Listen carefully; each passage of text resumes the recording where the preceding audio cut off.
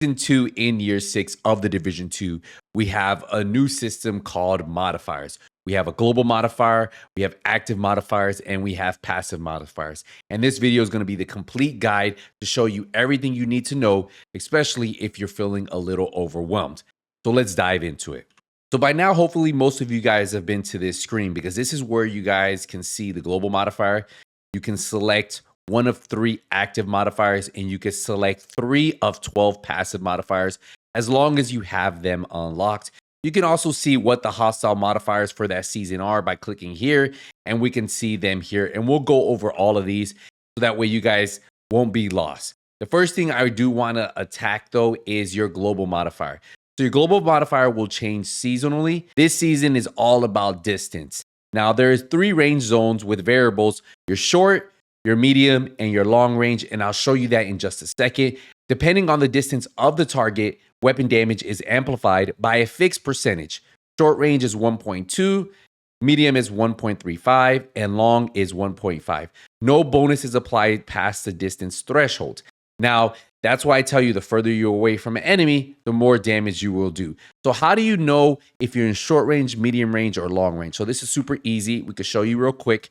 If we zoom in with our weapon, right, you'll notice that when I look at an enemy, you'll see that it has like a little blue symbol right on my crosshairs to the left, right? And then if I look at this enemy a little bit further away, it has a yellow symbol. And then if I go to this one way over here, it has a red symbol. So the blue symbol is your short range buff. The yellow symbol is your medium range buff. And then the red symbol is your long range buff. So that's what it talks about is you have your short, your medium, and your long. You can see how it shows you exactly where it is. Anything past this is going to be long range. This is going to be short range. Around this distance is medium range. So that's how you guys see that. So now that we finished talking about the global modifier, let's get into the active modifiers. So first things first is there are a total of 3 active modifiers. You have all out, prime time, and reversal. Now, how do you get these active modifiers? If you go to your journey missions, what you'll notice is you have journey mission 1, you have journey mission 2, 3, 4, 5, 6, 7. Now, all you need to do to progress through each journey is at least complete 6 of these. So once you complete 6 of these, you can get to journey mission 2. You'll see the rewards here. 3, you'll see the same thing. Now, once you go to journey mission 4, you'll unlock your first active modifier. So that means you have to complete 6 here, 6 here, 6 here. Then you'll be here 6 here, and then you can claim your reward. And then once you get to 5, you'll get your second active modifier, which is prime time. And then 6 will get your final active modifier. A side note, the mask that I have on, a lot of you guys ask me, how do you get it? You get it by completing 7, the Carmine mask. So that's how you guys get that. But you need to complete all these so that we can get all 3 active modifiers unlocked. So now that we showed you how you unlock them, let's talk about them.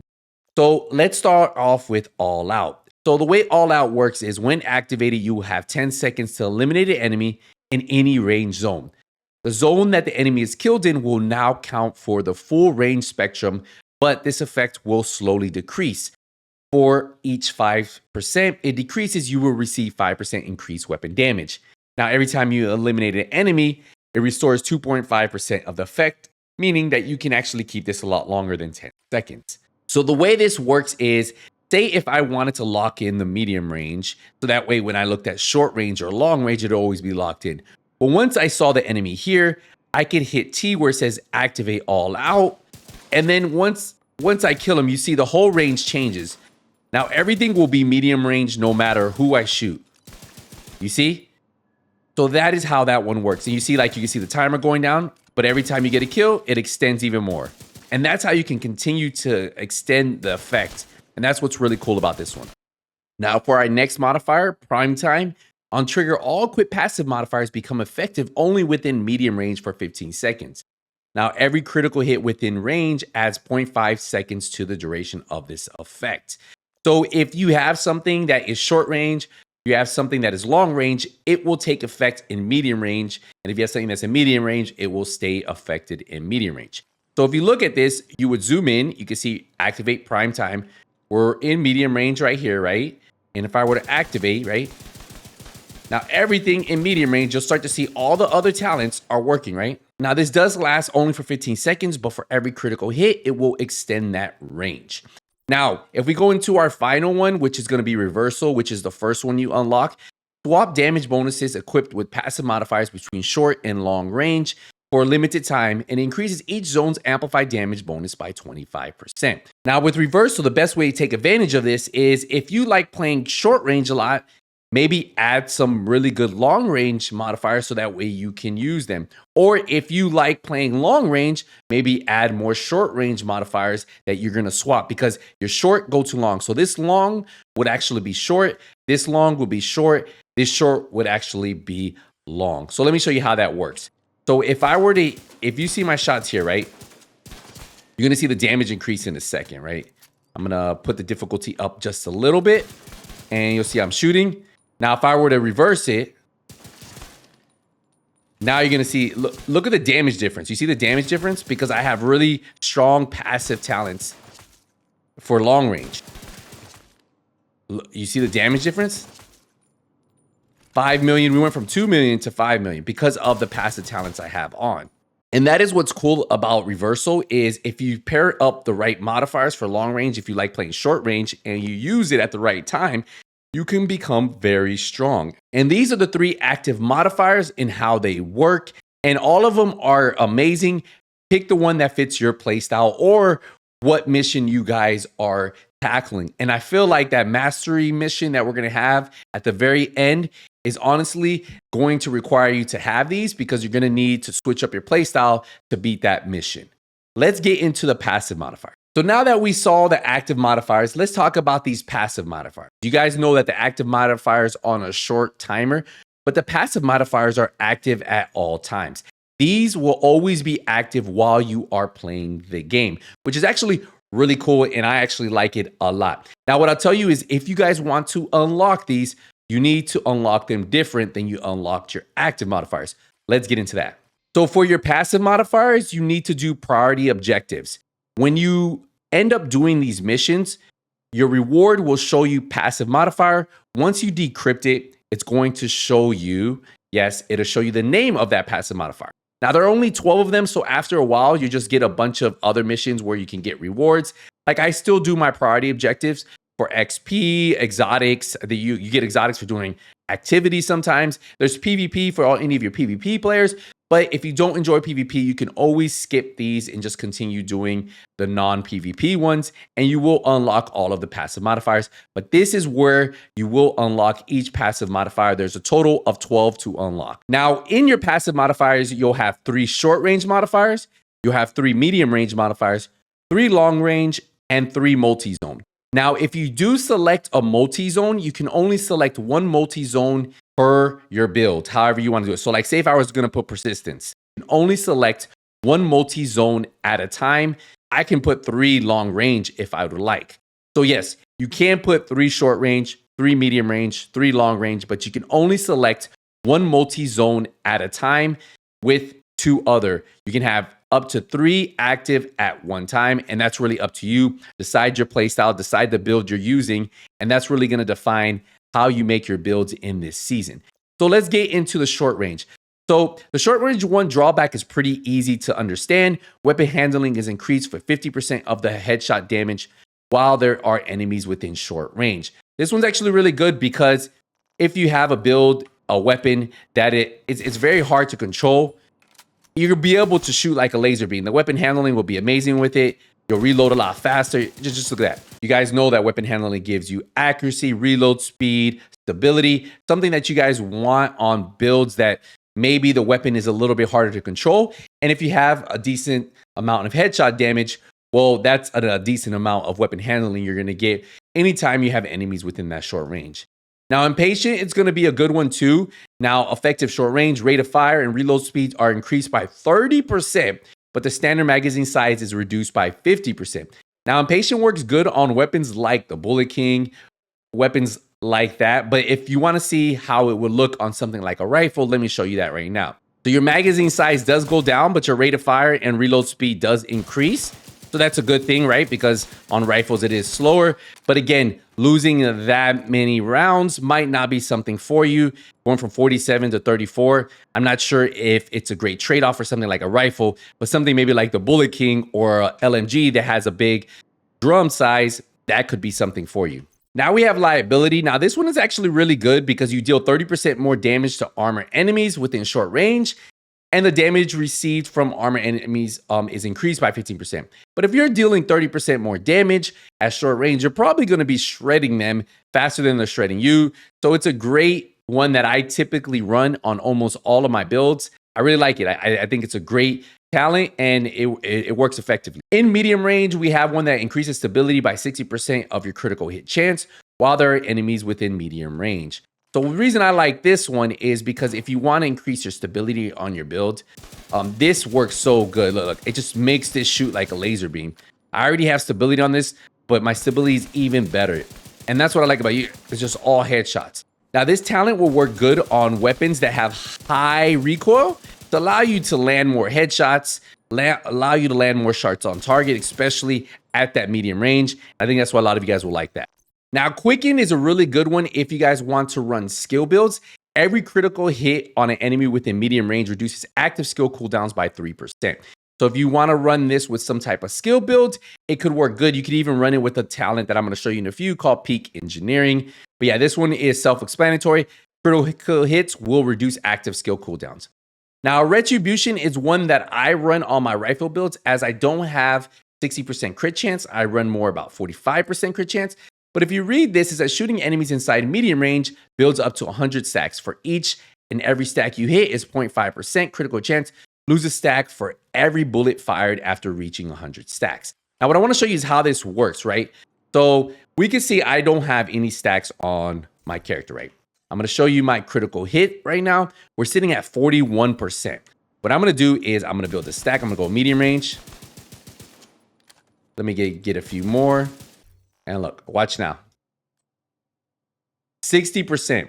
So with this talent, right? With this talent that we have right here, this is probably one of my favorite runs, Retribution, just because it allows you to stack less crit chance on a build and then stack maybe more headshot damage. You can literally sacrifice crit chance on a build because you can run this modifier in the season to make your builds even stronger. And I think this one is amazing.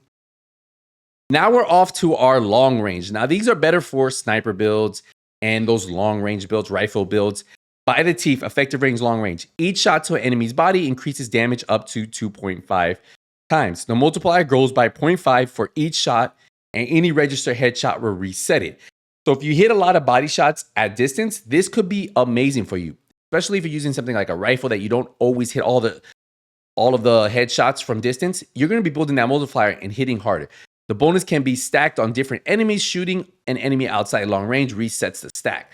So here we go. We're at long range, right? So every time we shoot a body shot, we're seeing the stack. But if we were to shoot the headshot, it resets it. Now, see, the damage is a lot different, but every time we get a body shot, it's starting to build. It's starting to build. And but at distance, sometimes we don't hit those headshots. But if we do, we'll see those high numbers. But then it resets, and then we just hit the body again. This works great for rifle builds and marksman rifle builds. I think those types of builds really take full advantage of how this by the teeth modifier works. Now there is a long range one called Call of the Week, and it says each headshot from behind cover within a long range grants 5% marksman rifle damage per shot up to 30%. The bonus will reset. Now, you just have to use a marksman rifle for this one. You'll get a lot of damage. Works great with marksman rifles, obviously, right? So if you stay in cover, if you're that type of sniper, that would be a good one for you. Now, Tapper is one that gives you an insane amount of headshot damage, but your body shots are greatly reduced, almost to zero. So I'm going to put Tapper on just to show you guys. Take a look at these body shots. 12,000. Almost nothing. That's why this one works good with marksman rifles, or if you are good with snipe. But look at the damage to the head. 4 million. You see that? 4.8. But to the body, absolutely horrible. So that is something for you to keep in mind. For marksman rifles, this one is really good. I'd use it with a few of my marksman rifle builds. It works good with hot shot, with the one-shot sniper builds. But again, Just be careful with this one because to body shots, anything at long range, it's going to be reduced. Now, remember, if you're in medium range or short range, you'll be fine. This only affects targets in long range. All of these only affect those targets in short. So if you're short range, medium range, or long range. Now, remember, if you use something like reversal, all the long range ones will be in short range will be in long range. So something to keep in mind. So let's get into persistence. Persistence is an easy one to understand. So this is a multi-zone. What's good about this is it has a short range, medium, and long range buff. If you were to get a kill within short range, you get 20% movement speed for 5 seconds. For medium range, you get 30% accuracy. And for long range, you get 20% reload speed. Now, eliminating an enemy at a different range replaces the current active buff. The buff cannot be stacked at the duration. So if you were to get a kill here, then get one at medium range, it constantly will switch as you go. I will tell you, running this kind of felt like you almost had like the Lady Death, but on every weapon. It's a very solid one. Very basic, I will say, but yeah, not bad at all. Now we have peak engineering. This is for your assault turret and your sniper turrets. Now will benefit from the amplified damage. Now you guys remember, this is the damage, right? The damage that we get from the global modifier. So you have short range, medium range, and long range. So the sniper turret and assault turret will gain those amplified fixed percentages from short, medium, and long. And that's why that one's actually really cool there. So that's something for you guys to keep in mind if you want there. Now, bait and switch is great for people who want to maybe not get shocked as much or put on fire by the enemies because of the hostile modifiers. And those are something that you guys can keep in mind. But gain 12% hazard protection for each enemy in short, medium, for 5 seconds. The buff duration is refreshed for each enemy entering any of the ranges. So that's a great one for you guys to keep in mind. If you guys want to have some type of hazard build and protect yourself from that fire to stack on the hazard protection you already have, this could be great for you too. But these are the 12 short range modifiers you guys can get. Now that we have our active modifiers, we have a short range, we have a global modifier, there's one more thing we need to go over, and those are the hostile modifiers. Now, these are the 4 modifiers you have here. Now, this modifier with the little, what's a dragon, is dangerous. And I'll tell you why, because this is the one that reflects those bullets, because shooting an enemy with a medium range builds a stack. For every stack, a portion of the damage dealt will be reflected back at you. The amount of damage received is directly proportional to the amount of stacks you have. Shooting an enemy from a different range resets stacks. So my recommendation is, if you have any enemies in that medium range, what you're going to want to do is push closer to them and shoot them at close range, and you won't get that reflective damage. You'll be able to kill them. So once you start seeing those enemies and you start building that stacks, that can really take you down very fast. So you might want to push closer to the enemy. All the enemies will have the symbols on their head. This one right here has enemies received a mark corresponding to the specific range zones. Marked enemies receive 60% less damage when hit from outside the indicated range zone. So if you see an enemy with a red symbol, well, that means that's long range. If you see an enemy with the yellow symbol, that means you need to be in the middle range.